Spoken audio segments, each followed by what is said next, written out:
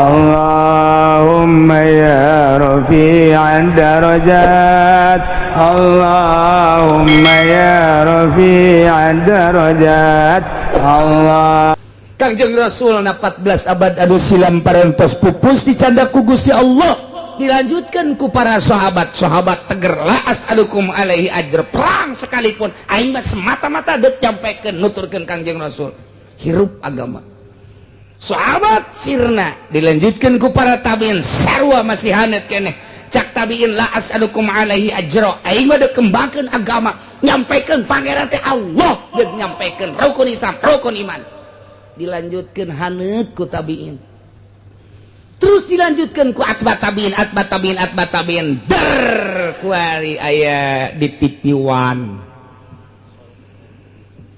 dakwahnya nama ke udeng-udeng, dakwahnya nama ke pakaian necis, dakwahnya na dipapagkeun ka unggal daerah, dakwahnya na ka unggal kota, dakwahnya na ka unggal kampung. Wah, make tarif pakai tarif ya teh DP 2 juta, DP dakwah 2 juta, motor ge kuaringan 500 DP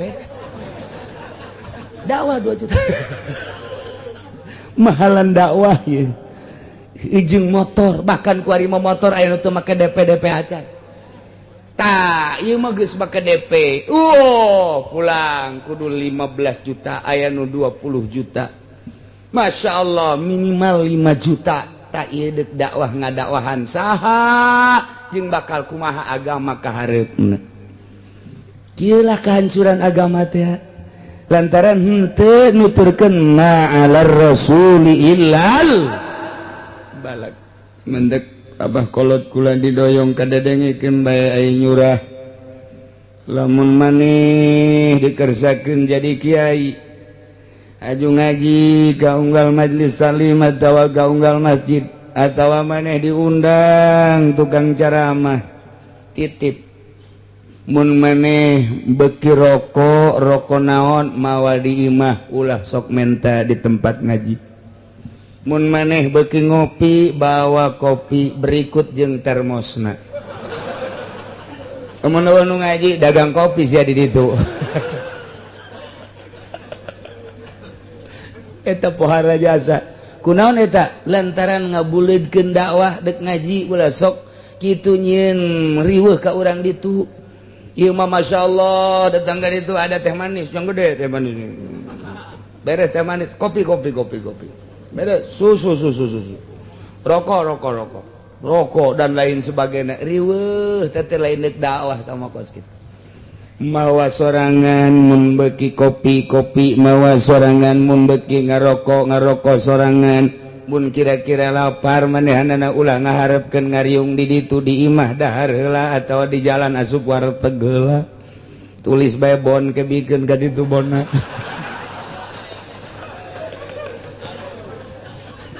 teu beres deui bae. Jadi kuari mah kiai teh ngariweuhkeun batur ndek kumahan rapna tu dakwah teh ma'alar rasuli illal balad, tuturkeun irsalul masar.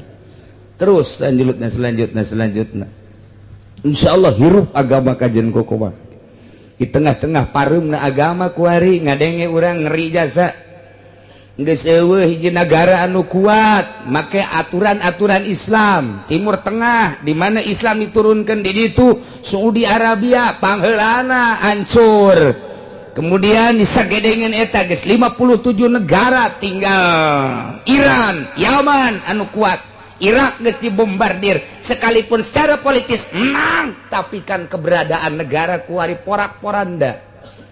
Libya hancur. Ya, kuari teh negara mana anu masih mempertahankan Al-Qur'anul Karim? Lain Qur'an anu teh hebat, lain Allah henteu erek kadukung, tetapi manusia-manusiana sebab innallaha la yughayyiru ma biqaumin hatta yughayyiru ma bi anfusihim. Jelema-jelemana ieu anu buang kawara, ini miti secara struktur di organisasi teu beres. Kemudian kuari secara politik na ieu itu birokrasi geus teu sreug. Secara perorangan anak kiai jeung kiai adu kekuatan.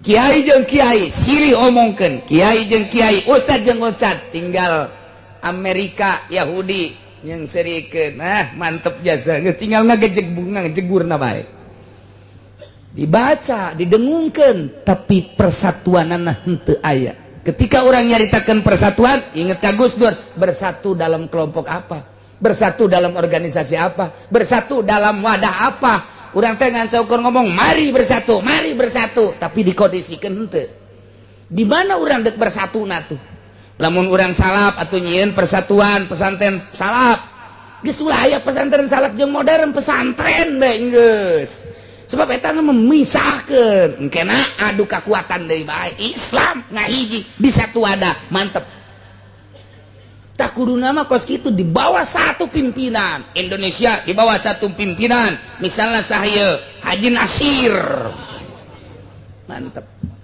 geus tinggal diganti ke nyana kos negara deui tapi ieu mah Islam aya di urang mana organisasi mana NU buktina tapi NU na ulah nusok di talian ieu di kaluar cau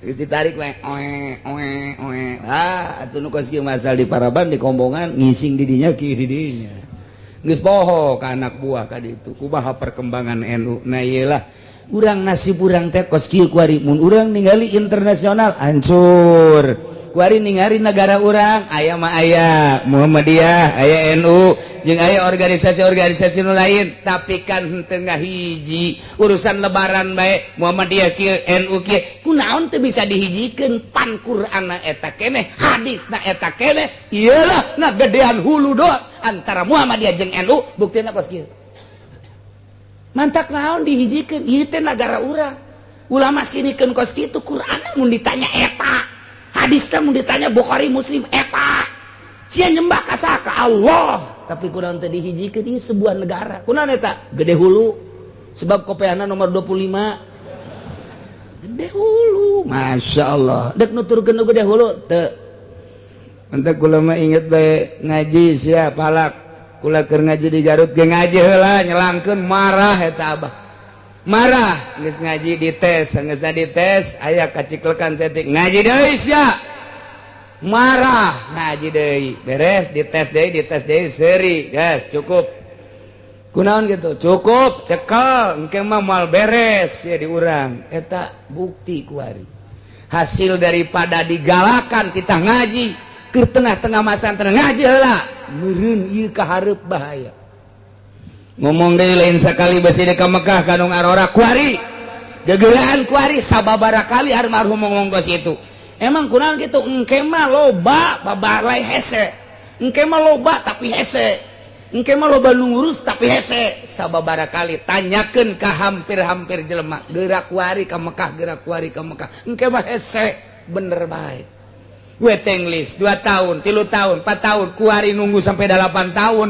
kuari mah aki-aki mah bisa ngan saukur Mekah setahun modar cenah ayo siem kumaha Masya Allah leuwih-leuwih ti diundi zaman baheula ieu sebuah negara Indonesia mantak doakeun atuh kula supaya jadi presiden ye ngaminan aing ijazah kitu boga sia kunaon rindu aya ngrarapi insyaallah hese jasa nah iyalah ma'alar rasuli illal teu aya rasul kecuali nyampaikeun risalah disampaikan ku Kangjeng Nabi man taqwallahu ya'lamu ma tubdun wa ma taktumun Gusti Allah nyahuan kana naon anu dilahirkeun ku anjeun jeung anu disumputkeun ku anjeun khususna ka rasul nyahuan mana anu disumput salindungkeun jeung mana anu dikitman disumput anu dilahirkeun mana anu diebrehkeun dijelaskeun jeung mana anu disampaikan jeung mana anu disumputkeun anu disampaikan apaleun kuari ge ka urang amal mana anu disumputkeun Allah nyahueun amal mana anu disampaikan Allah nyahueun nah ieulah sing hade jasa lantaran nu disampaikan jeung nu disumputkeun kanyahoan ku Gusti Allah Subhanahu wa ta'ala lain sekadar kanyahoan fayujazikum mun urang nyampaikan sesuai jeung aturanana dibales pakai ganjaran, mun urang nyumputkeun bakal dibales make siksaan. Teu meunang disumputkeun ilmu mah kudu dibikeunan kanu sesuai jeung nu diberena. Ieu sesuai bere amil bere, ieu mah sedang bere jurumiyah bere, ieu mah sedang bere alfiah bere, ieu mah sedang dibere syariat bere, ieu mah geus mejeuna bertorikoh bere, ieu mah geus sedang dibere hakikat. Sampaikan sebab Kangjeng Nabi ge ieu mah syariat bae sahabat mah ieu mah dipanggil Hudzaifah ta'al, Ali ta'al, Abu Bakar ta'al, dibere tama ilmu hakikat jeung sederetan ulama non sahabat-sahabat anu lain. Teu sambarangan Kangjeng Nabi nu ieu mah cukup salat bae, mane mah asal salat 5 waktu teu kudu jeung sunah geus eta malah pokona mah sia mah sorga bae, salat doang teu kudu jeung sunah geus sorga. Lah meureun kadeuleuna nya nama eta waduh berat jasa nama kos jelema menta wiridan daga kiai batur mah dibere jol sia eta mah kula menta wiridan geus sia mah hees bae wiridanana geus balik ka imah barang balik batur menta wiridan dibere deui nyana sugan geus pohoeun kiai jaga sabulan ku hari waalaikumsalam wa sia ieu mah batur dibere wiridan kula menta wiridan ka kiai sia mah geus bae wiridan hees bae asal tas isa hees pan kaing SD jeung teh sabulan batur menta wiridan dibere deui batur mah nu sholawat anu hiji nu macam-macam termasuk zikirnya geus pohoeun meureun ka 3 kali menta wiridan deui ka kiai sia mah wiridanana asal sisa hees bae geus nista maja utama ceknya aing mah diberena jangan hees doang kunaon aing mah heran orenganan nya nama mun teu hees nonton TV malulu. Jadi geus sedang ku HS geus jana mah wiridan gede eta sebenarnya.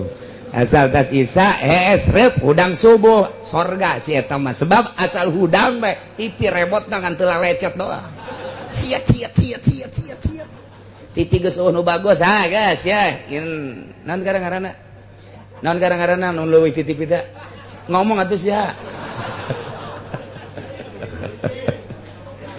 Baheula mah parabola kuari mah geus laptop internet dan lain sebagainya Masya Allah eren subuh bae geus teu nyaho kalar kidul geus wiridan jelema nu kos kitu mah ngees eta cek urang sepatan mah rawal kidang mah ngees hebat bae geus sakitu teu ma'alar rasul ilal balagh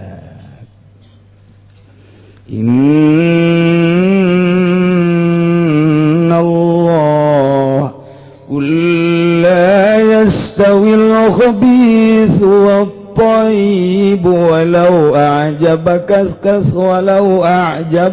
kasratul khabith wallahu alam bimuradih. Kul tugas anjeun Muhammad bejakeun sampaikan la yastawil khabithu wat-thayyib teu akur khabis jeung thayyib bejakeun Muhammad bejakeun sampaikan ku Kangjeng Nabi la yastawil khabis wat thayyib baheula di Mekah di Madinah geus disampaikan datang suarana ka Mesir ka Irak ka Iran ka Yaman Timur Tengah datang ka Eropa datang ka Australia datang ka Indonesia kuari ku urang kadenge Muhammad bejakeun ka ahli-ahli Cilongok, ka ahli-ahli Pasar Kemis, ka ahli-ahli Cikupa, ahli Balaraja, Sepatan, Serang, Pandeglang, khususna Banten, umumna malah anu halaladir ngararaji be di dinya sanajan ngajina handapeun tanggal Ambon mad. Bejakeun mad. Sanajan belah kulon mah bari ngararopi be ngaroka kajen mad. Bejakeun mad. La yastawil khabith wat thayyib gitu teu akur khabith jeung thayyib. Naon khabith? Khabith ditafsiran di dia haram, thayyib ditafsiran halal. Bejakeun Muhammad ka umat anjeun teu akur kitu haram jeung halal. Beda. Ke jurusanana haram mah neraka, halal mah surga. Bejakeun. Sasakalana ayat ieu di antarana kieu diturunkan di hiji lalaki nuzila fi rajulin sa'ala Rasulullah sallallahu alaihi wasallam. Hiji lalaki tumaros ka Kangjeng Rasul, ya Rasulullah, innal khamra kanat tijarati. Gusti Rasul, hampura dagangan abdi mah dagangan minuman keras. Bir, arak, abdi mah dagang teh eta bae. Dagang teh eta wa ini jama'atu min baiha malan. Abdi bisa ngumpulkan harta tidak penjualan barang haram tersebut. Geus lempang ya teh geus berjalan ya Rasulullah, geus aya kanikmatan. Abdi dagang arak teh geus bantet jasa. Bahkan tuh gedong geus kajieun, tuh kendaraan, tuh sawah. Abdi rek tumaros ya Rasulullah, pahalian pauni min zalikal mal. Apakah aya mangfaatna abdi ngumpul-ngumpul harta hasil dagangan daripada haram tersebut? Qala cekang yang Nabi inamil tapihi, diteruskan kena ku eta lagi pahalian pauni min zalikal mal min amiltu fihi wa bi taatillah. Aya mangfaatna abdi dagang ngadagangkeun homer kemudian hasilna jang taat ka Allah. Andai kata aya masjid dibangun abdi nyumbang, aya pondok pesantren dibangun abdi nyumbang, aya fakir miskin anu butuheun abdi nyumbang, bila perlu abdi jang munggah haji lah, jang munggah haji tina hasil penjualan homer. Kumaha ta ya Rasulullah? Faqala Kangjeng Rasul, in anfaqtahu fi hajjin aw jihadin aw shadaqatin lam ya'dil jinaha ba'udatin. Anjeun dagang homer kemudian hasilna ku anjeun dinapakahkeun pake munggah haji, pakai jihad fisabilillah, pakai sedekah fakir miskin, ngabangun masjid, pondok pesantren dan lain sebagainya, eta pagawean anjeun teu ngabandingan ka jang rambetuk aca. Nanaonan teh innallaha sa'nya Gusti Allah la yaqbalu illa thayyib, moal narima kecuali nu bagus nu halal. Ulah. Oh, jadi abdi ulah ngadagangkeun gitu, ulah tutup lalaki eta. Geus atuh ai diharamkeun ku Gusti Sugan teh mah jaya manu nginumna ge orang kafir ieu, abdi mah dagang teh jang minuman orang kafir be, jaloba Yahudi. Ya Yahudi mah teu kakenaan ku hukum Islam nya mah marabok be, atuh abdi dagang jang ngadagangkeun ge eta mah jang Yahudi ieu. Teh sugan be aya mangfaatna pake munggah haji, ku abdi teh pake sedekah. Cak Gusti Rasul teu aya mangfaatna, boro mangfaat gede jang anjeun di dunia di akhirat. Di dunia na ge geus teu aya sabakatul hibr aja. Eueuh nanaonan barang haram anu mentak sampikeun Muhammad la yastawil khabithu wa thayyib. Teu akur barang halal jeung barang haram jeung barang halal. Walau ajabaka kasratul khabith, sanajan ngapoharakeun ngabitakeun ka anjeun lobana haram. Tinggal Kangjeng Nabi nyaritakeun khabith jeung thayyib kabagi dua. Aya khabith jismani, aya khabith ruhani. Aya thayyib jismani, aya thayyib ruhani. Aya haram secara jismani, bir, khamr, mensen, vodka dan obat-obat terlarang eta teh najis nanya jismani. Tai eta teh najis jismani, tai kotok, pertaian getih eta najis jismani, khabith jismani. Aya khabith ruhani. Mana khabith ruhani? Khabith ruhani teh akhbasul khaba'is ar-ruhani al-jahlu. Khabith ruhani teh bodoh. Khabith ruhani teh anu dilaksanakeun berdasarkan bodoh. Ria khabith ruhani, hasud khabith ruhani, takabur khabith ruhani. Kaya tah khabith teh aya khabith jasmani, aya khabith ruhani. Toib sarua baik. Aya toib jismani bagus secara jisim, secara lahiriah naga memang halal, makanan-makanan nu dihalalkeun. Aya toibna toib ruhani. Naon toib ruhani? Ilmu toib ruhani, ma'rifatullah wa rasulih toib ruhani. Jadi dua-dua, aya khabith jismani, aya khabith ruhani. Kuari teu akur anu khabith baik jismani maupun ruhani, jeung thayyib baik nu jismani maupun ruhani. Kuari urang buktikeun aya hiji jelema make baju narapih jasa, make jas, make samping mahal, aya samarenda nu hargana 5 juta. Malah anu make teh lantaran sutra atau anu ilahar baelah 1,5 juta atau 1 juta. Terus pakai baju batik Pekalongan hargana murah ngan 15 juta. Malah anu meuli di Cikupama nya meuli nage di mingguan 50.000 ngahutang. Emang eta pejabat batikna sabaraha duit boringgak bulu mun urang nyaho. Habib Abdullah Pekalongan nyaritakeun di zaman Soeharto nyana tah nu boga pabrikna ngaranna Habib Abdullah pernah nyana bergelut di NU. Eta teh termasuk orang dekat Gus Dur. Ketika Soeharto kunjungan ka ditu ka pabrik nyana, pesanan dari Soeharto per potong 40 juta zaman harita. Habib Abdullah nu nyaritakeun nu boga pabrikna langsung per potong 40 juta. Urang mah 40 juta maling meuli sekupi 2. Cenah kiai kunaon sih ngomong-ngomong sekupi bae. Aya ustad dibere sekupi ku atut. Jadi aing kada dengekeun bae.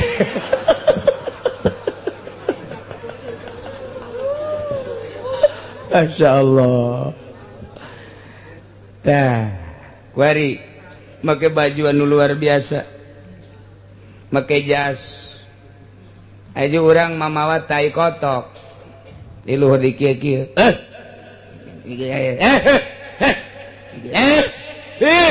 Awas ya teh najis. Dipaksa kurang di kitu-kitu. Ayo. Dikenakeun ku urang ka baju jas tang. Goblok sia, tolol sia. Mun kira-kira pejabat eta bisa diseret tah jelema teh. Bisa diadili eta. Namun jelema sugih doang marah aing teh hayang geus wauh jeung sia. Goblok sia nganajisan aing. Marahna antep kadaek lantaran ieu pakaian dinajisan. Atawa awak urang dinajisan. Pasti marah urang kajen kukumaha ge. Ieu khabis jismani. Tapi ketika dar bae didatangan khabis ruhani. Ngobrol urang jeung nyana. Bagaimana perkembangannya? Ya udah gimana? Soal pilgub gimana? Ya biasa-biasa dah. Hasilnya bagaimana? Itu sebetulnya padahal sudah banyak yang dikeluarkan oleh Atut. Iya, termasuk Kiai anu. Kiai ada. Coba panggil sini. Kiai, kemarin ngadukung Atut mun. Emang Kiai diberi duit sabaraha? Sekupi.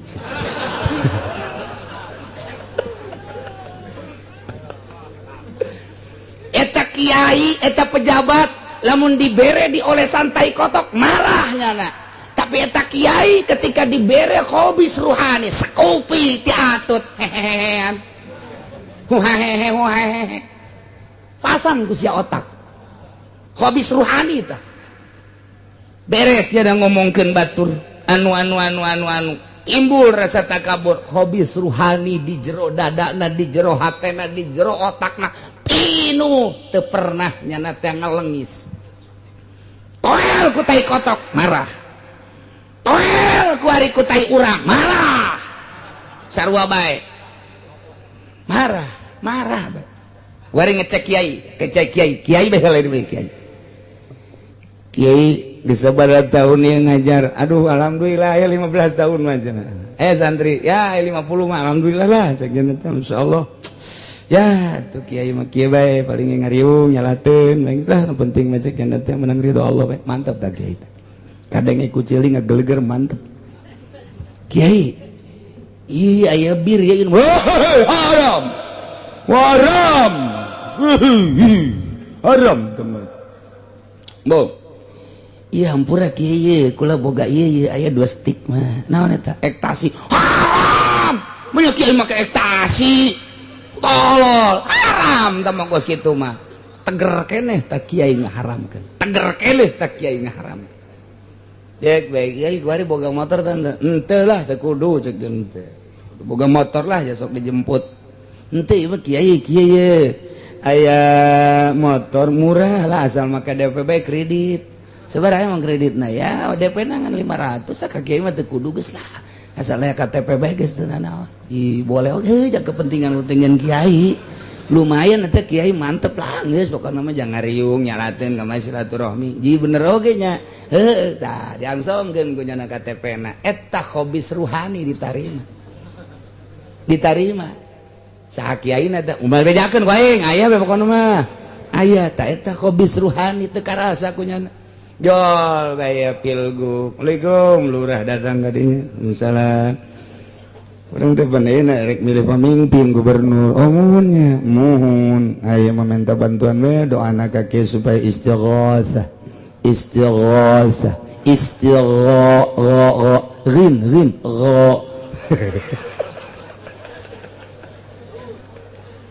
je bener oge nya atuh aju kumaha pengkondisian atuh ayang ke ti atut istighosah teh lamun peuting sapeuting dibayareun 300 engke jan biaya-biaya nu lain ka kiai mah geus sakali eta aya 2 juta mah geus istighosah lamun dek gede-gedean aya bangsa 10 juta mah ji lumayan oge eta mah ku kiai dek digunakeun kumaha bae nu penting mah ti ditu aya 10 juta bae kita mah ku kiai dek dibayakeun 5 juta gitu mah ku kiai bae nu penting mah ngadoana mah istighosah rin istighosah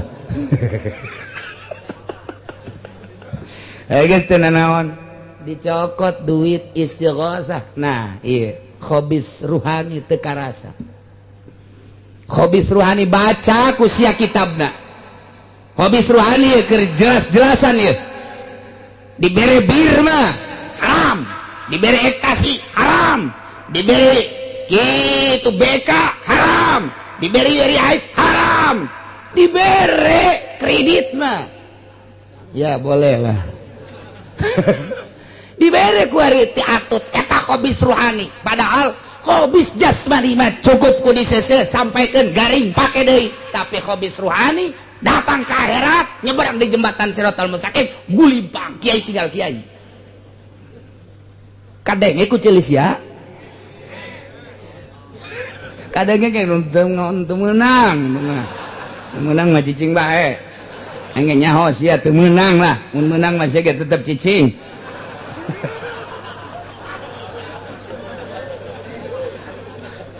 hobis ruhani ya Allah ya Rabbi awas aya hobis jasmani aya hobis ruhani encan riyana encan takaburkeun bae mah urusan ahli tasawuf ieu mah masih kena pikih keneh hobis ruhani lain lalagan ya kos kieu mulai geus kuari beres pilgub santri teu bartah di pondokna nyanana henteu tentrem datang deui konsultasi ka kiai nu rada luhur Waalaikumsalam ye ja kiai muhun naon tuh kiai henteu aya naon ngan ieu kunaon meureun barang mantas pilgub hiji eueuh katenangan jeung eueuh katentreman nomor kadua santri ciling cincat bae ieu teh ji naonnya coba kiai cepang istikharohankeun teu beunang ku kiai di istikharohan janyanana tatadina henteu blak-blakan kieu kitu mungkin eueuh tatadina 50 turun 30 turun 20 turun deui nyanana ge henteu tentremkeun bae heula urusan santri mah mah atuh endek aya bae mangga henteu aya tapi katentreman jiwa nu eueuh dicabut ku Gusti Allah na taufik tentrem ibadah nu tatadina ngeunaheun witir 11 atawa 5 atawa 3 kuari hilang nu tatadina nikmat salat ti beuting kuari leungit gara-gara istighosah rin istighosah hanya 10 juta jeung sekupi hiji cabut ku Gusti Allah naon eta hobis ruhani asup ka jero awakna geus puguh baheula di zaman Golkar sabaraha kiai anu terbunuh ku Golkar, terbunuh karamahna, terbunuh maunahna, terbunuh daekna, terbunuh leuleuina, terbunuh kakiaianana, hancur ku Golkar. Lain Golkarna tah khabis ruhani nu nyulusup ka jero awakna. Berat ieu mah. Ta ieu la yastawil khabis wa thayyib, cukup Gusti Allah ngitah ka Kangjeng Nabi Muhammad sampaikan kul bejakeun ka urang Cikupa, ka urang Pasar Kemis, ka urang Blalaja, ka urang Serang, urang Pandeglang, urang Rangkas Betung. Bejakeun la yastawil khabis wa thayyib. Wih, cenah puguh dengan 500 kemudian urang menang sekupi, menang meo. Walau a'jabaka kasratul khabis, sanajan ngapoharakeun, sanajan ngahengkeun, nganehkeun lobana haram tersebut. Nenden duit 10 juta biangna diantep kurang di bank, urang nyokotan taina doang ngeunaheun. Woh kabita walau a'jabaka kasratul khabis. Khabis mah khabis bae. Depositokeun ku sia di bank, ngeunaheun ku ari dahar, modar sia. Sok geura nyebrang di jembatan Shiratal Mustaqim. Ngagulimpang sia lantaran naon? Aya khabis ruhani di jerona. Nauzubillah min zalika min zalika ieu khabis jismani mah katayan seseh, kanejisan seseh, katay kotokan seseh, awak bisa disabunan kurang, masih cabun capluk. Beres. Selesai. Selesai geus. Mun kana hulu atuh make kitu naon kitu ngaranna sun silek. Lah urang Amerika ieu aing mah teh izin-izin. Ngomongna aslina bahasa kos kitu ja. Tah, geus beres. Selesai, seseh garing pake deui, tapi khabis ruhani. Mungkin datang ka paeh dicabut taufekna ku Gusti Allah. Nauzubillah min dalik waman dalik nu kamari kabere nu keur ieu kabere istighfaran aya keneh jalan nu mentak ngaji ge urang teh supaya nyaho jalan na ieu duit 10 juta teangan deui bikeun deui ka nu merena, bikeun deui ka nu merena. Mun dibere motor bikeun deui ka ditu cenah ieu mah ikhlas taipodol sero ikhlas. Ikhlas-ikhlasan bikeun khabis ruhani tamah nu kos kitu. Cenah geus dibangunkeun ka pondok ulah kadeuleu ahengna jeung agrengna pondok, runtuhkeun eta pondok, bikeunan batana kanu merena ka ditu, nyieun sia tihang awi mun hayang bener-bener manfaat. Lain lalagan la yastawil khabis wa thayyib, sing hade ieu lain leutik-leutik masalah ieu ayat ieu teh. Dumantak sabaraha kiai hancur, khabis ruhani nyurusup ka jero, teu karasa dibere ku camat, teu karasa dibere ku bupati, teu karasa dibere ku kandidat, teu karasa set nyulusup. Istighfar.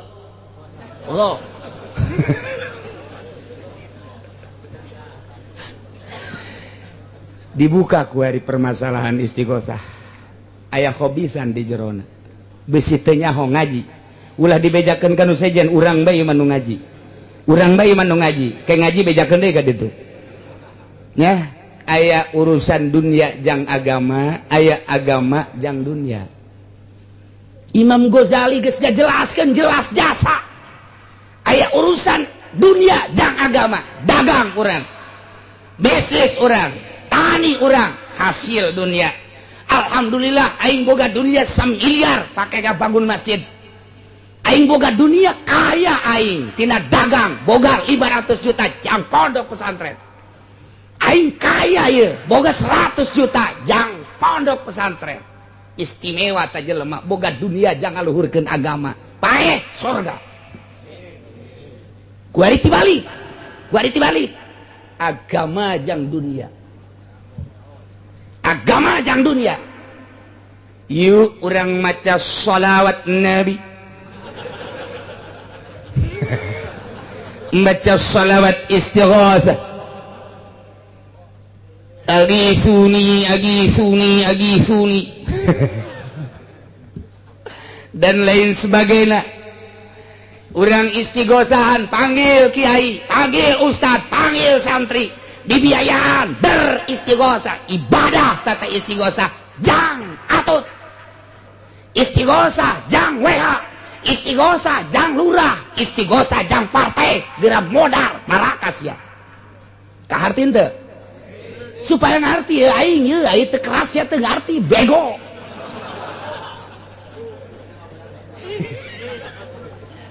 itu kahartieun bae ku kiai komo tama istighosa jang PSSI mah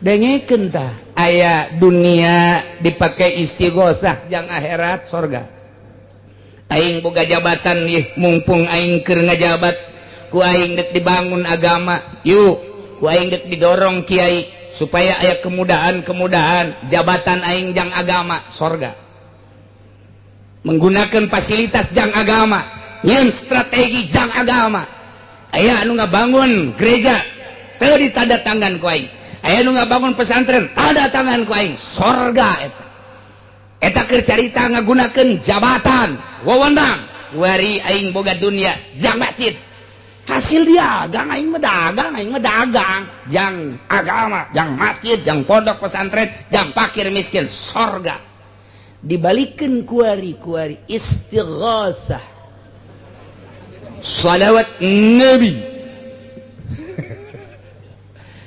urang istighosahan yasinan jang naon kelangsungan seseorang jang ngalangsungkeun jahna jang ngalangsungkeun maona neraka masyaallah mantap inggis muringkak bulu jakulang muringkak bulu kok teu bisa maca kadinya-dinya acan baca tafsiran la yastawil khabithu wat thayyib aya dunia pakai agama aya agama pakai dunia ulah sembarangan tah sing hade nu mantak Allah maha uninga sing hade tadi geus dijelaskeun ma ala rasul illal balag ieu keur nyampaikeun ieu ieu teh penyambung lidah daripada Kangjeng Nabi sampaikan hul bejakeun haji uci kusia ka jamaah bejakeun la yastawil khabith wat thayyib teu akur khabis jeung thayyib bejakeun cak jamaah alhamdulillah rabbil alamin balik ka imah aya nu datang deui Waalaikumsalam ye itu mana kula tidinya di Jati cenah teh kenapa itu naon di tas ieu duit bisa di pimpinan kula Golkar cenah kena atuh aya diterima bae atuh ente kerenteuna bae atuh masalah ieu mah ikhlas ieu mah nitip bae di dieu doana doang ieu mah masalahna sabaraha duit eta aya 15 juta mah Scoopy mana teh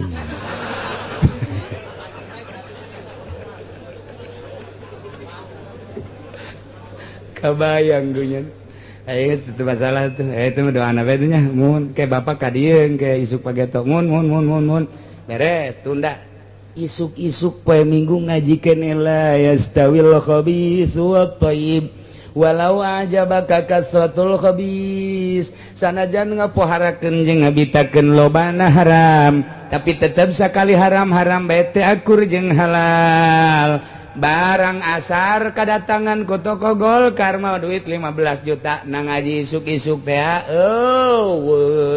bahkan peutingna malam Senin diajak istighosah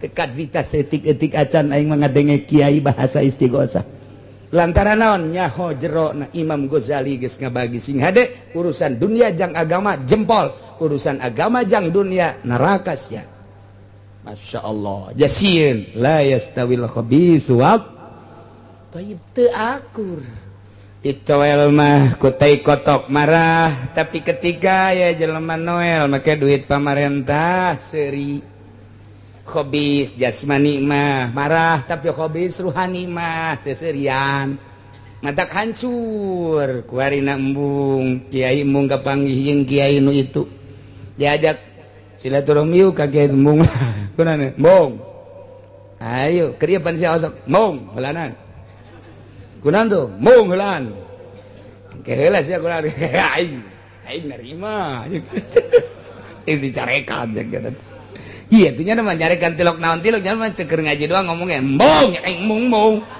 ke bae lah pokona mah beres nu dibere mobil Honda aya sedan nu dibere Avanza aya nu dibere Scoopy aya Mio aya nu duitna bae aya kuari deleukeun sabulan 2 bulan satahun 2 tahun lantaran maknana hobis ruhani mimiti bana karempes haju mengkol kasenggol mesina kuari henteu dioprek mogok ngajentul bae tungtung nama di bengkel tang mobil Avanza atawa Honda atawa Scoopy digantung di bengkel nage santri eueuh hate dicabut tentrem mobil pamerena aya di bengkel geus tinggal kumaha bener kamari mah teu boga motor teu boga mobil tapi ku nikmat isuk-isuk mawa takrib jeung santri bismillahirrahmanirrahim paslon tawe upas di alun-alun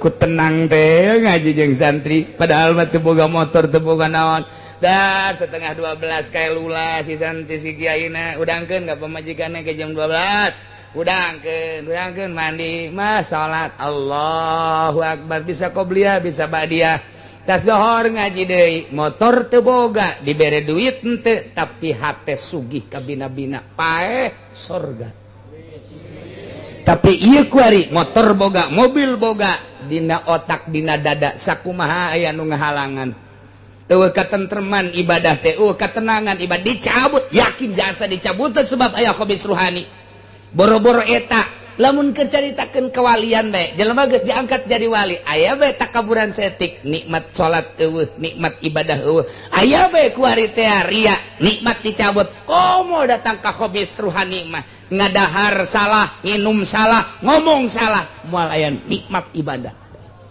gitulah iya khabis ruhani la yastawil khabis wa thayyib walau ajabaka kasratul khabis sanajan ngapoharakeun ngabitakeun lobana haram tetep bae teh akur haram jeung halal urang lain dititah lobana tapi dititah teh neangan anu halal nu bagus lantaran lain jang poya-poya jang kelancaran hirup di dunya wal khiro nah iya bejakan Muhammad takur khobis baik khobis jasmani maupun khobis ruhani jeung toyib baik toyib jasmani maupun toyib ruhani kumaha lamun kieu bae atuh kiai ayeuna mah dibere duit ku atuh teh 30 juta ku ari pake munggah haji pan munggah haji mah eta mah urusan toyib atawa diumrohkeun bae atuh ku atut ku ari mah atawa ku presiden atawa ku sahabat ieu mah ye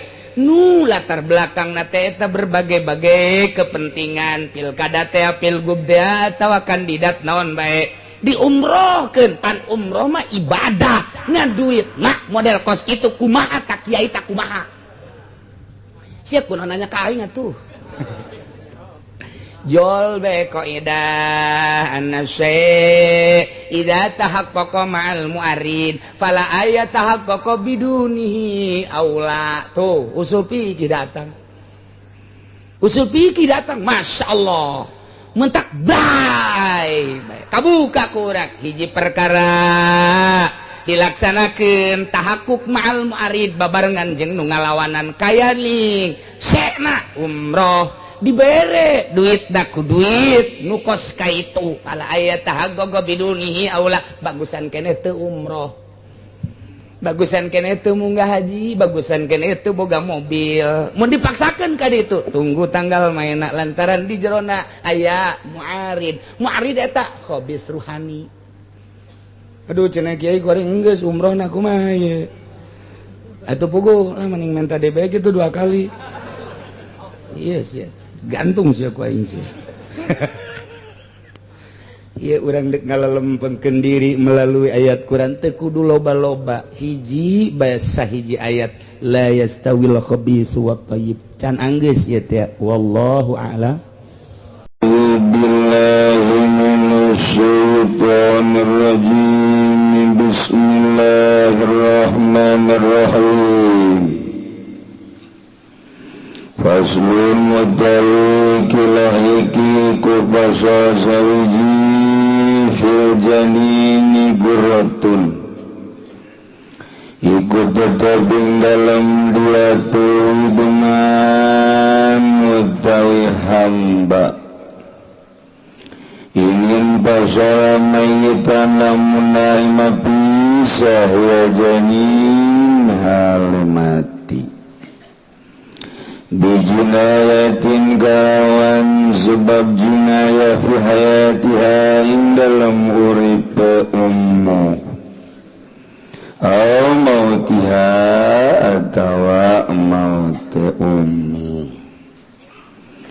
wa kadzain zahara bulan pisalin bilasahi wa kadzalan alaika ikila guro'in zahara lamun lahir ya ba'dul janin bilan pisalin kalawan orang narima bisa fil asahi dalam mungguh kaul asah wa ila bil hurwal muslim bil janin tadi fala syai'a fihi maka ora sewiji-wiji iku mawjud ing dalam janin au hayana dawahale urip wa baqiya zamanan bila alamin lan maksiya janin zamanan ing zaman bila alamin gang tetap galawan orang nalara summa mata kari-kari mati ya janin fala dhamana maka ora ketempuhan iku mawujud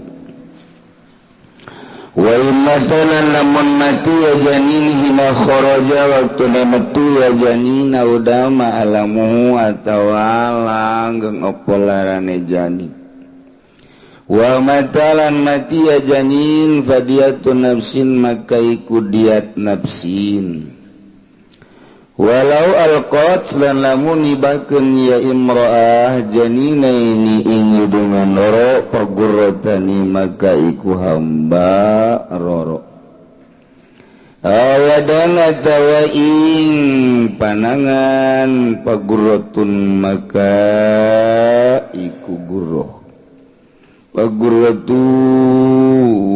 maka iku guruh sawi wakan iku kaya ikilah janin lamun utawi daging golal goa bilukang ngucap sapa pirang-pirang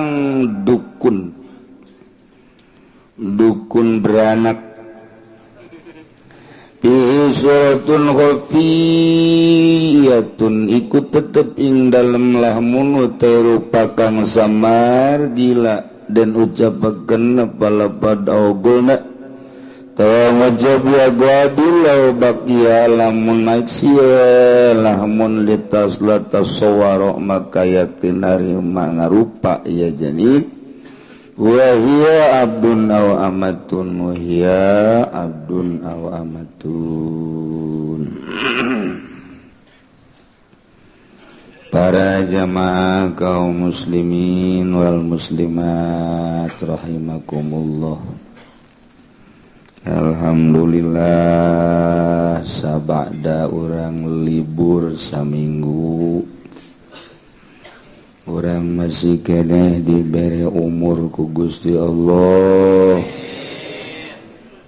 modal jang nambahan bekal ibadah ka Gusti Allah orang gunakeun umur orang memeh kurang datang ke ajal dipakai ngabakti ke Gusti Allah Subhanahu wa ta'ala abe ketika orang maut orang geus boga sisimpenan orang ke Mekah orang ke negara Batul lamun orang mau bekal rada tenang saya jangan ngabunta bantu tanaga cacak-cacak di dunia komong ke di akhirat mun orang teu mau bekal liek dengan dulur teu aya nu bakal ngabantuan urang babaturan nu selalu bareng jeung urang adalah amal urang bagus kapanggih bagusna goreng kapanggih goreng mementak teureun-eureun tiba heula para rasul, para nabi, para wali, para ulama dakwah ngajak ka umat supaya berbakti ka Gusti Allah abeh engke di akhirat aya dina kasalametan. Sepuguh kafir mah munafik mah musyrik mah sing jarungkel ajero neraka. Atuh urang malah sapira urang menyaritakeun usaha ti jauh we ti dagang oncom dagang jengkol toge sakitu rawa dagang teh jadi geus jararauh mudag bangsa kafir kitu keneh urang kampung makos urang atuh nyaritakeun jabatan paling jago lurah ribut gitu ge beak 1 hektar eureun jadi lurah hutang 1 hektar geus mantap urang mamandingan pake berbakti ka Gusti Allah Subhanahu taala sing harade salatna puasana zakatna hajina dia contoh geus loba jasa nu miheulaan urang aya anu bapa geus maot ma geus maot malah aya anu anak geus maot incu geus maot geus puguh tatangga urang kawauh jeung batur urang mah urang ge nu kuari mang anu maot bapa anu maot bi anu maot engke maka urang batur mang haji anu maot bakal kagiliran sok ngabayang-bayang di jero kuburan ngeunaheun meureun teh di jero kuburan nikmat beureun di jero kuburan anggelan kasuran AC ya Allah ya Rabb nu kuari kurang dimulai awak kurang teu meunang panas saeutik make kipas teu meunang panas saeutik make AC engke mah di jero kuburan boro-boro aya AC boro-boro aya kipas angin ge angin dibayang-bayang ku urang tah di jero kuburan teh seperti kitu ya Allah nu ngabateran urang salat urang haji urang puasa urang zakat urang amal-amal bagus urang ngabaturan ka urang nu bakal ngabaturan nentrem kitu apabila mun urang guarina maksiat atuh batur urang di jerona keur mah urang poek sararempit ai torojol nu ngabaturan nya hideung nya bahu ai ditanya horenganan eta pagawean urang gicaknya nakula moal indit-indit deuk bareng bae terus datang ka mahsyar ge geus atulah sia indit kitu moal kula terus bae deuk milu bae itu isi aing kanyawan ku batur deuk isi deuk henteu ceuk aya deuk milu bae terus siasa kita nu nyedekeun mbak teh aduh ya Allah aduh aya sih hade tadi dia dengan musonib terek nerangkeun masalah diat patali jeung janin tewidungan cek bahasa Jawa mah cek bahasa Sunda mah ieu adalah rereneuhan orok nu aya di jero beuteung indungna ngaranna janin sebab teu kadeuleu okos jin teh nu mantak disebut jin katutupan teu kadeuleu aya ge hiji dua nu bisa neuleu gitu keneh janin teu kadeuleu tahayeuna kumaha lamun aya hiji orok janin disebutna salila aya keneh di jero beuteung orok tersebut dianiaya orok tersebut dirusak datang ka paeh orok teh pengrusakan orok teh macem-macem ima nu dirusak teh indungna ku sebab diancam bil qouli ku ucapan hiji awewe reuneuh aju awewe eta teh diancam ku hiji lalaki diancamna beuh dilak ku omongan pokoknya diancam dicarekan di badegong sia lamun teu nurut ka aing pokoknya digantung sia ku aing diracun sia bajeburkeun sia ku aing pokoknya mah beak dicarekan pan aya awewe mah sensitif awewe mah hayangna di alem bae teu beunang we awewe mah kacarekan saeutik sayur belamun kurang di alam ini ngeunah amat sayur buatan sa padahal mah teu pati ngeunah geus dijimpret bae nya apa geus dijimpret bae masyaallah emang ngeunah ka ih lain ngeunah deui ieu sayur asem buatan saha iya tuh buatan saha deui jauh saha ngeunah tinggi sih sayur asem masyaallah sakitu ge teu dikonengan ka aja mah abu budak sayur asem lamun dikonengan jadi naon eta tapi nyarang geus dijimpret bae ya Allah ya Rabbi ta'ala pokos gitu hayangna di alam sensitif mun kieu mah buatan sayur emang kunaon gitu emang modal gitu ajung-ajang hilek bae taburkeun hal bekal lah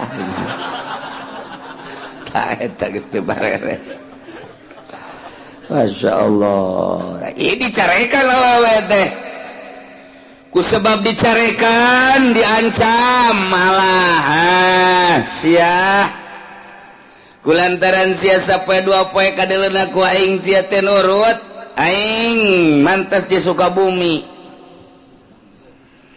aing kaditu kadeket laut kapanggih jeung aki-aki wah umurna ge geus kolot jasad jago teluh dibawa ku aing teluhna ieu sia ku aing teluh sia kajen ku kumaha gitu seuneun awewe mah kitu-kitu teh akhirna ngahanju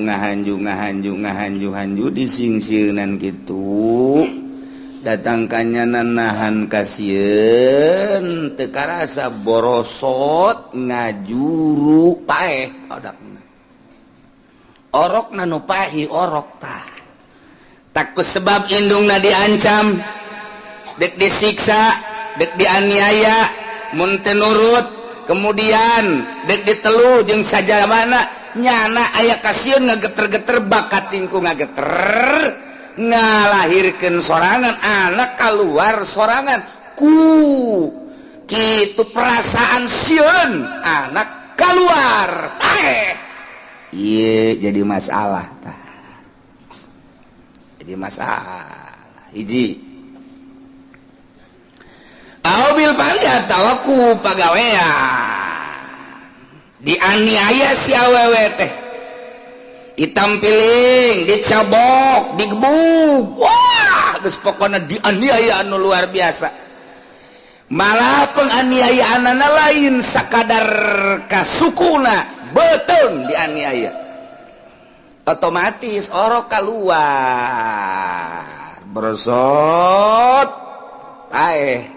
iya bermasalah tak anu nganiayaan au bitarki atawa diantep si awewe teh ditahan di kamar teh dibere dahar teh dibere nginum teh dibere dahar teh dibere nginum diantep di kamar teh dianiayana melalui pengantepan teh dibere dahar teh dibere nginum sapoe kuat kene dua poe nya nangis kageter-geter katilu poe teu kuat orok keluar ti heula pae ieu ge termasuk penganiayaan atawa make obat si awewe ngahaja dititah nginum obat ku hiji jelema supaya keluar orokna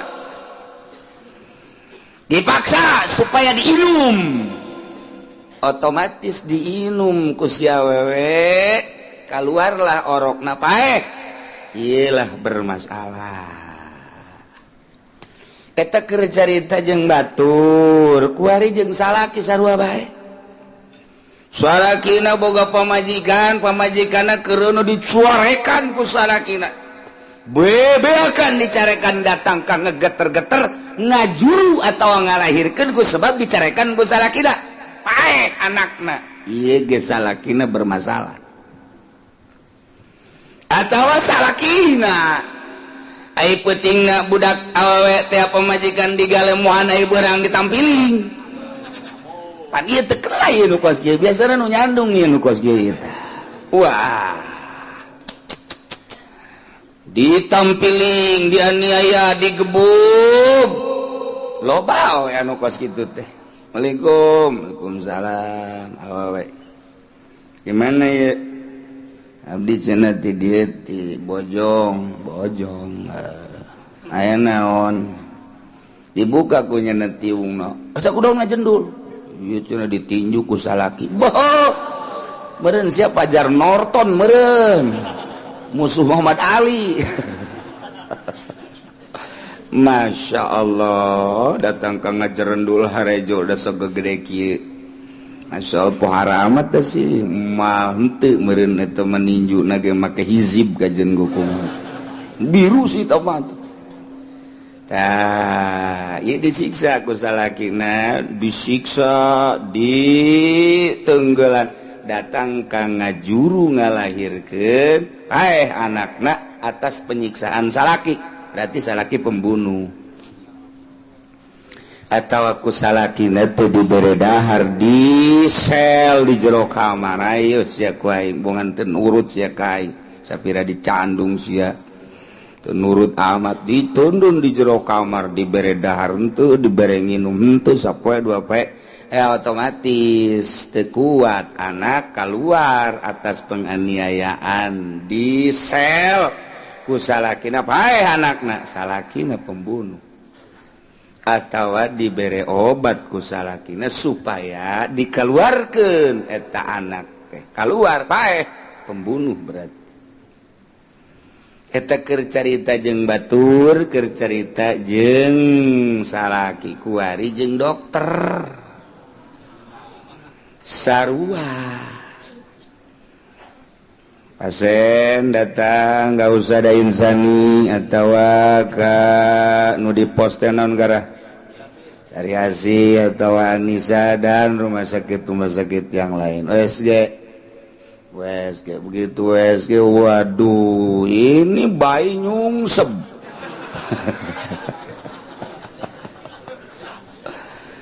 bayi ini posisinya nyungsep ibu ini mah satu, kedua ada tambang naik ke atas. Budak ada tambang ini mah kayak digantung ibu ini mah, waduh udah bahaya besar bu.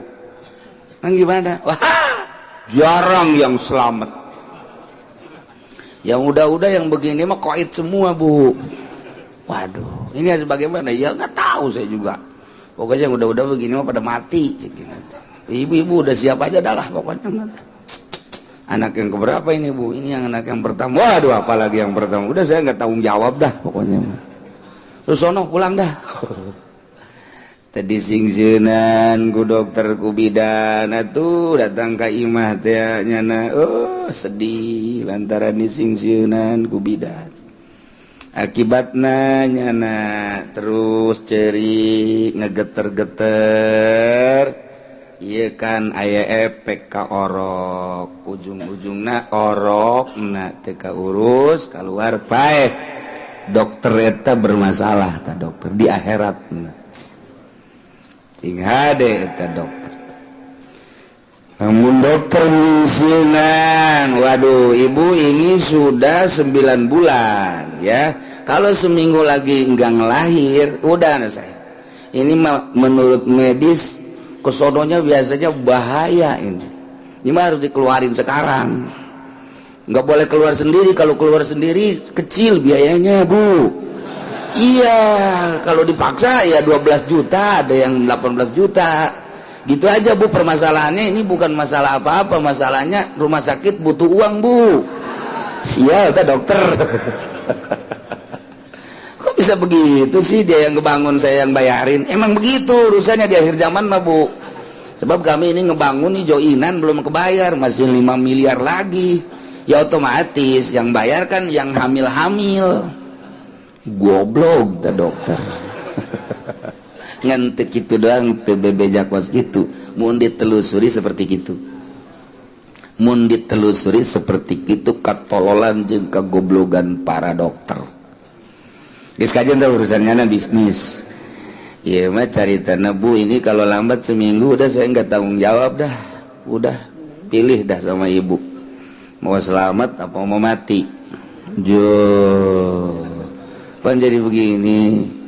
Cek pasiennya sekarang mah saya mah nggak apa-apalah mau keluar sendiri atau mau disesar, yang penting bayarnya itu 1 juta aja. Nggak ada dari sononya tuh. Ini beli pisaunya juga mahal. Jadi ini mah nggak bisa, kalau nggak 12 juta nggak bisa, udah sono ke bawah pohon pisang dan juru sendiri dah lu. Ini juru. Aduh. Ya mah dokter orang kampung masalah ya. Nah ya nyingsiunan seperti itu dokter bermasalah di akhirat. Kuduna makan kieu. Begitu hasil USG ibu bejakeun aslina ulah dipermainkeun USG na, ulah ya unsur-unsur takhwif tahdid ulah nyingsieunan ulah. Ibu ini menurut hasil USG nya memang ada sedikit masalah, tetapi ibu tenang aja ya. Masalahnya sedikit, posisi bayi ini kurang bagus. Biasanya kan kepala di bawah, ini mah kepala di tengah. Oh, kepala di tengah. Ada kepala yang lain kali. Aduh. Tapi begini bu, gak usah takut. Ini kan masalahnya urusannya kekuasaan Allah. Jadi tenang aja, saya sebagai dokter ditugaskan secara zohirnya oleh manusia dan saya siap bertanggung jawab karena saya dititipi ilmu. Hakikatnya saya tugas dari Allah, saya bantu bu, nggak usah bingung-bingung. Adapun agak kelambatan kita pasrahkan sama Allah. Kalau sudah memang benar-benar tidak memungkinkan keluar, nanti juga saya siap ada obat perangsang dan lain sebagainya. Pokoknya ibu mah harap tenang aja dah. Yang penting ibu selamat, anak selamat, dan bayarnya gratis bu. asana pasien numpuk datang ke gunung santri.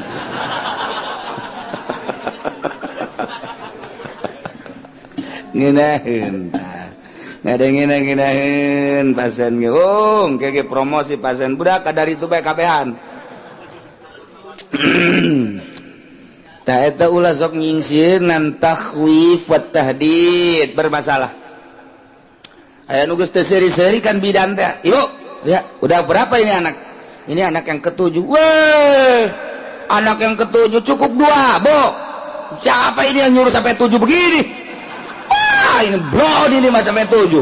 Enggak boleh. Di Indonesia cukup 2 saja, keluarga berencana. Pulang sono. Widih, ibu bidan punya anaknya berapa? Bidan 8. Bidan tolol. Aduh, Masya Allah Karim. Temenang, menurut agama cara dukun-dukun para jinu baheula ngarenaheun ngomongna. Neng su ka dieu su neng. Calik-calik di dieu neng. Kieu kumaha diusapan biasana nek ngalahir mah koski dibantuan ku emak. Ya, tenang bae tenang. Lain neng bae ja kabehan ge ngalalahirkeun jasa salamet. Alhamdulillah bari babacaan neng minta ka Allah diurutan geus aya mulus neng geus eta geus mulaian tenang bae neng kalem ulah boga pikiran ku kumaha tenang neng nak ke kumaha dibantuan kumaha embun-embunan dipangniupkeun neng gitu sagala ditiup embun-embunan sagala eta badukun misalan eta ngaranna ngabebenjokeun abe tenang. Oh, tah aya karasa tis atuh aya pasti ja angin. Nginain madukun terus bari pencetan bari baca neng bacaan minta ka Allah urangna Allah orok nagenu Allah atuh nu ngaluarkeun ya Allah mamalangan seukur sebab doang ngabantuan doang hayu tunggunaheun ulah boga pikiran ku kumaha ngeunaheun madukun teh eta meunang ku bidan. Tidak boleh madukun tradisional ikut campur tangan pugu eta bidan ge baheula keul kaluarna meunang madukun nya teu meunangkeun goblok bin bolon. Iyalah negara teh ya lain hayu dimajukeun mun nya gedek ngamajukeun bangsa jeung negara eta nya boga ilmu eta nya boga pangabisa mantak naon diperbantukeun lain ditutup. Lain aju kudu bidan bae pedah teu boga SK ti nagara je aya deuk ngamajukeun mah ieu asal salamet pancak madukun ge ku bidan kuari sikarari itunya ja salah jak bidan baheula mah dukun baheula mah asal mantos ngalahirkeun nyanda neng nyanda sing ade besi robah ieuna neng make anggel ka dieu ieuna talian neng ulah kena turun ka handap tuh rapi mun lempangna ge neng lalaunan mantos ngalahir mah kuari mah mantos ngalahirkeun ti olahraga bingung euy macak madukun teh akur aturan baheula mantap kolot baheula mah beteungna raramping bae sanajan boga anak 12 tanagana gede bae jeung kadeulna sehat bae geus boga anak 12 masih kene nandur masih kene nyabut kuat keneh bae kuari coba boga anak 3 bae aja kararebi bae geus puguh susu mah gua lalade jasa Pak ampun geus teu halalakur perbantukeun mantak namun nya ge deuk ngabajukeun bangsa eta kan bangsa Indonesia warga Indonesia boga kabisa tuturunan aya babacaan jeung aya carana tidak menghargai ieu medisnya tidak menghargai madukun anu baheula nyanana ge kaluar hasil madukun tanyakeun coba Pak Harto ge eta kaluar nang madukun Ibu Tin jadi presiden eta kaluar nang madukun buat teuing SBY ge dukun Jokowi segala nang dukun kuntilanak bodeng itu menghargai jana Masya Allah barang ayeuna medis guys kajian dah tapi ulah nyingsieun haram hukumna takhwif wa tahdid bil gaul haram tenangkeun sebabnya nanti akan seakan-akan deuk perang jihad fisabilillah antara hidup dan mati jelema nu galahirkeun teh pikiranna antara hidup dan mati. Aing hirup salamet paeh sabilillah. Orok buah hirup buah paeh. Aingna jeung orokna buah hirup aing buah hirup orok, buah hirup aing buah hirup buah paeh orok sabilillah. Nu mentak nya lamun aya awewe maot ngalahirkeun syahid. Iya kan nu mantak teu meunang dianiaya melalui bil qaul, ucapan. Ieu mah bo. Ini kemarin kan udah kesini ya. Ya udah ini udah lambat 10 hari. Ya wah. Lambat lagi 5 hari lagi udah. Kenapa, Bu? Rumah sakit gak dapat uang. Ngeunahkeun coba omongan anak. Gitu atau ku pagawean atau aku obat. Bu, ya ini anak yang keberapa emang Ibu? Ini anak yang kelima. Wah, nggak usah banyak-banyak Bu, nggak boleh. Sebab ini Indonesia ini kalau kebanyakan umat nanti miskin. Waduh, bahaya ini. Udah terlalu banyak, Jakarta udah padat. Tangerang juga udah terlalu padat. Tambah lagi sama anak Ibu, lebih padat lagi nanti. Waduh, nah udah gini aja dah. Nih minum aja obat nih, biar keluar. Nanti itu gimana? Udah mati-mati nggak apa-apa dah pokoknya mah. Bere obat supaya paeh. Dokter ngebunuh. Atawa awewe nanu hayang. Pagi dok, pagi. Siapa nama? Sarwiti. Alamat Cikupa. Udah berapa bulan ini Ibu ngandung? Udah ada 7 bulan. Suaminya ikut nggak? Nggak ada, tapi nggak tahu di mana suami saya. Loh, maksudnya nggak tahu di mana? Emang suami Ibu kemana? Suami samperan Bu, dok samperan. Punya suami apa enggak? Saya tadinya jadi Salome. Apa itu Salome? Kalau dokter mau nyempurnain juga nggak apa-apa. Sial deh Salome. Oh, maksudnya apa tuh? Satu lubang rame-rame. Aduh. Tolong dari Sarwiti. Jadi ini kesini mau apa ya? Mau nyelamatin saya aja ini mah. Saya malu terhadap tetangga. Lagi berbuatnya nggak tahu malu, sekarang malu. Iya dok, udah saya mau dimatiin aja ini anak. Nggak boleh. Aturan medisnya nggak boleh, kecuali bayarnya mahal. Di Jakarta kan aya dokter mal dibejakeun kekurangan dokterna anu sok ngaluarkeun eta. Bangsa WTS kerjasama jeung pemerintah aya pas satu ketika pan pernah diadili. Tapi disalametkeun. Dokter tersebut selamat, padahal kan dina aturan undang-undang nama tetap baik kudu dihukum sebab pembunuh. Tetapi karena kerjasama ya masalah. Eta kan rame sekian tahun ke tukang dokternya hirup kene kuari ge. Nya nama namun aya WTS, namun aya wanita penghibur malam tah ramil eta kadi. Geus disadiakeun ku pemerintah segala rupana pinarakaeun teh ya. Geus supaya ulah nanggung ka isin geus. Akhirnya dokter tersebut diadili tapi tetap salamet.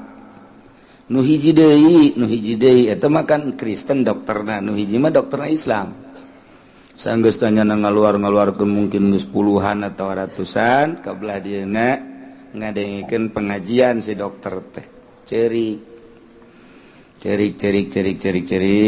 akhirnya nyana merapat ke kiai terus ngobrol tobat tidinya eureun tina aktivitas dokter kandungan geus eureun banyak namun geus sebab teu sepi-sepi tina urusan penganiayaan terhadap bayi.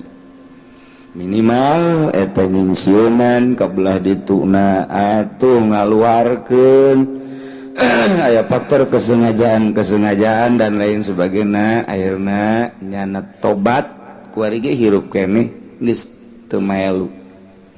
Geus nyana mah kuari ibadah 2 dokter. Ngaranna ge tertera. Geus eta carita doang. Nah ieu malamun dawuh bidan ge kesulitan lantaran ku ari manggeus ka bidan.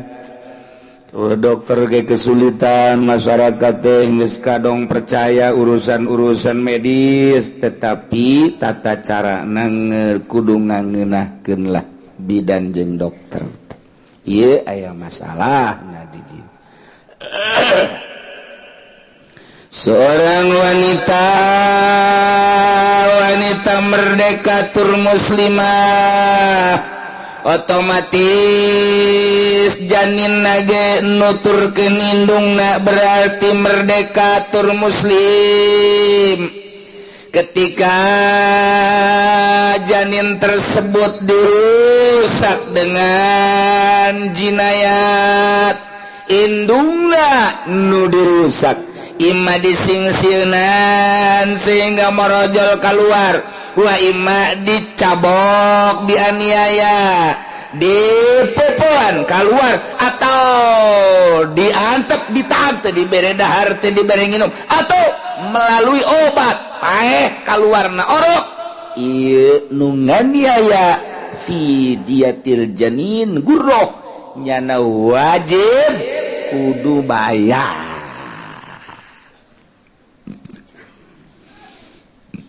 Kanjeng Nabi udia fil janin bi gurrati abdin aw amati. Masya Allah karimah. Inin pasala maitan bi jinayatin lamun kaluarna siwa orok dalam keadaan paeh dengan bijinayatin ala ummihi, indung nama hirup orok nu paeh.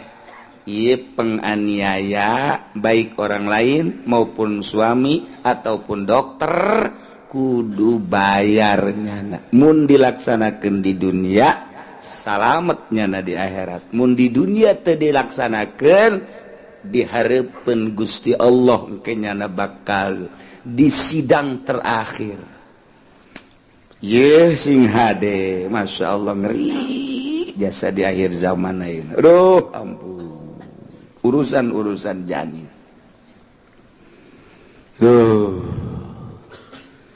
Perzinahan lain bae di negeri-negeri kafir, di Amerika, di Inggris, di Belanda, Jerman, Prancis lain. Di Indonesia nu mayoritas Islam, urang lamun ningali penelitian medis anak sekolah Yogyakarta 60% sudah tidak gadis lagi. Eta pada tahun 2000. Ketika diteliti pada tahun 2010 anyar keneh 70% sudah tidak gadis lagi. Mulai di SMP, SMA sampai kuliah. Orang yang serikeun Yogyakarta, yang serikeun lantaran eta teh daerah pelajar istimewa Yogyakarta teh. Nu ti mana mendi datang ka dinya rek naon gitu ngaranna merauk pendidikan, sebab di ditulah anu dianggap komplit, mimiti PAUD, TK, datang ke SD, datang ke universitas, milih neuk jurusan naon bae Yogyakarta. Ieu DIE istimewa luain lalaga. Tapi ternyata pergaulanna geus seperti kos kitu. Seuri kabeh. Barang diteliti di Tangerang, orang 70%. Wih, di pada bae ge. Masya Allah. Dikira orang mengkonon. Weh, mengkonon. Sarua. Hasil penelitian Tangerang ge sarua bae. Jadi sih gak ada kan sakolana urang Pasar Kemis, urang Gelam, diliwat Cilongok Bajan teh nama terus Gembor, Doyo, belah ditu Sepatan, Maup, belah ditu na Cikupa, terus belah Raja, belah ditu na Curug, kadit, belah dieuna teu terus kaditu na Cipondoh Gondrong, belah dieuna teu terus Cengkareng Kalideres. Eta kan teu jauh ti urang dinya, drek teliti baca ku urang di media 70% sudah tidak gadis lagi. Masya Allah. kuari mah lamun boga anak sakola SMA balik sakola neng kade neng cek bapana kade naon bah kade ka jero kamar kade coba buka calana sia coba buka duduk naon bah henteu aing neule coba neule rapet keneh henteu sia bobogan sia ih abah sih naon sih henteu aing mah neule deuk colok heula ku aing ya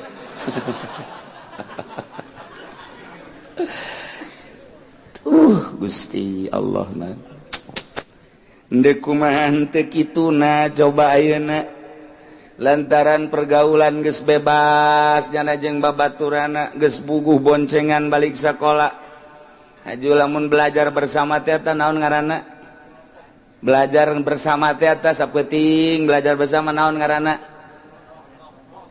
aing mah dasar teu sarakola sia mah aing ngadadengikeun helena naon tah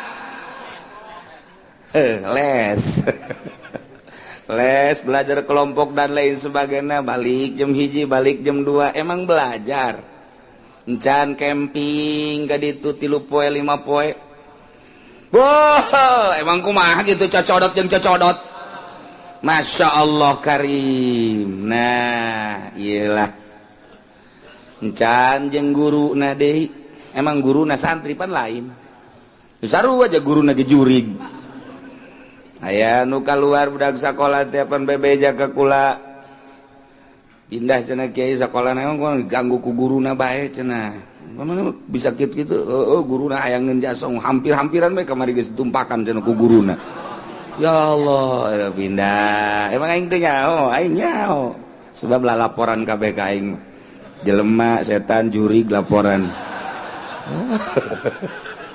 nyaho jasa aduh ya Allah aya nu kieu guruna teh guru nu mana kieu ge wau kan atuh lain wau deui tah mah heuh eta Masya Allah jak kopehna mah mancrit teh dah tu kopeh tinggal kopeh eta kos kitu Allah geus teu bareres keur carita seputar pergaulan bebas nu mantak lamun menurut penelitian medis seperti eta wajar komo di luar eta keur carita pendidikan kuari eta si mbak antar kontrakan waduh tamang geus hese nyaritakeunana pokona bae geus aduh antar kontrakan aduh Masya Allah mun dicaritakeun manya baroga salaki pan geus puguh nu rangda nu gadis ge atuh geus kos kitu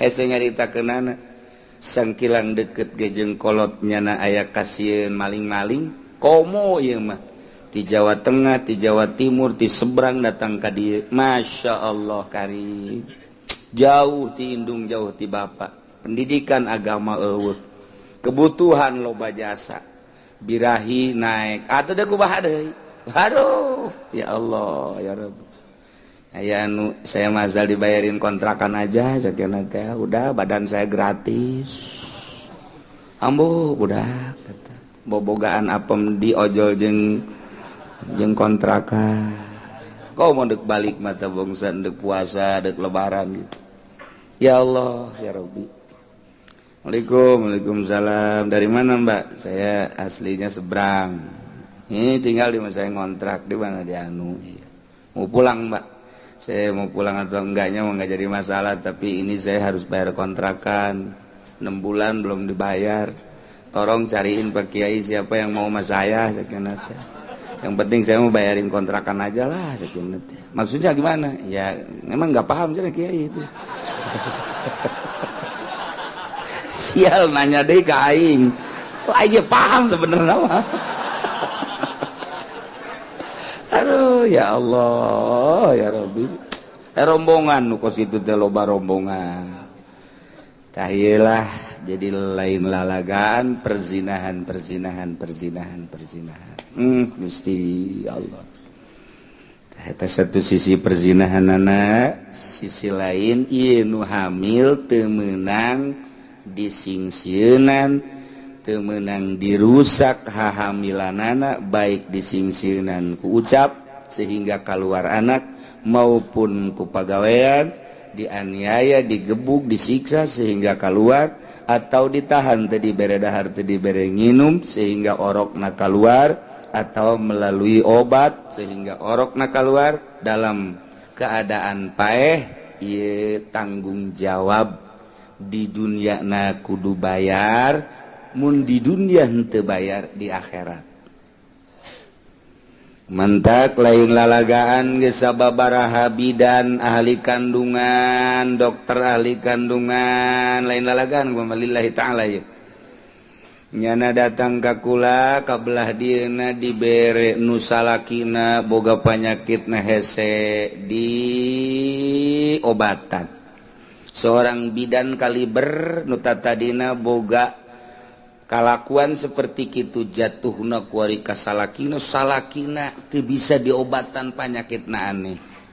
Aya anu menimpa ka dirina sorangan, aya nu dibere puyeng bae kakolotnakeun teh teu puguh rarasaan. Lain hiji lain dua bidan nu datang ka kaula seperti kitu kaayaanana, nu salakina anu dirina boga panyakit nu sulit ditangani, aya anu puyeng teu puguh rarasaan, teu puguh rarasaan. Pokona mah ku kalakuannya nata tadina menganiaya batur, engke ge bakal balik penganiayaan tersebut ka dirina sorangan. Nah, ieu kakarak urusan-urusan di dunia anu langsung ti Gusti Allah. Tetapi tetep bae mun can dilaksanakeun aturan syariatna, engke di akhirat bakal diselesaikeun. Naon hartina di dunia nyana kuari boga mobil mewah, boga imah gedung, boga tanah hektaran, kubatur atau dihormati karena aya kitu derajatna, tetapi hasil menang nyingsieun dan hasil menang nipu, hasil menang kos kitu dibalik derajatnya na secara mata zahir ternyata orang aya kahinaan nu bakal katembong ke di hareupeun Allah Subhanahu wa taala. Ketika disidang ke, wih itu mah bidan onah. Aya bidan onah ngaranna. Aya dukun onah ieu mah bidan. Disidangnya na olah itu kuari nu baheula hebat jasa eta bidan teh. Olah disna nya bakal ka neraka. Barang dideuleu orenganan nyingsieun batur, penganiaya batur dan lain sebagainya terhadap bayi.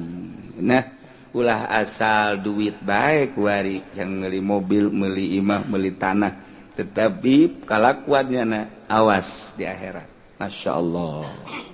Karena di Indonesia malain negara Islam aman-aman baik, tapi engke di akhirat fil janin